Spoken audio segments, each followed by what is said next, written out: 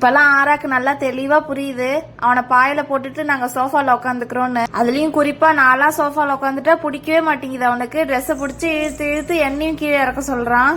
அம்மா காஃபி குடிக்க வேணா, அம்மா கீழே வந்து உட்காரணுமா தம்பி கூட. அப்புறம் ஆரவ பாலா அவங்கள்ட்ட விட்டுட்டு நான் நைட்டு டின்னர் செய்ய வந்துட்டேன். எப்படா நான் கிச்சனுக்குள்ள நழுவேன்னு வெயிட் பண்ணிட்டே இருப்பான் போல. முகம் பிடிச்சிட்டு உடனே குடுக்குன்னு வந்துட்டு முன்வரிசையில உட்காந்துட்டு வேடிக்கை பார்க்க ஆரம்பிச்சிட்டான். இப்பெல்லாம் ஆராக்கு விளையாட்டு பறக்கு அதிகமாயிடுச்சு. அடுப்பு கிட்ட ஏதாவது செய்யும் போது பிடிச்சி இழுத்தணும்னு பயமாவே இருக்கு.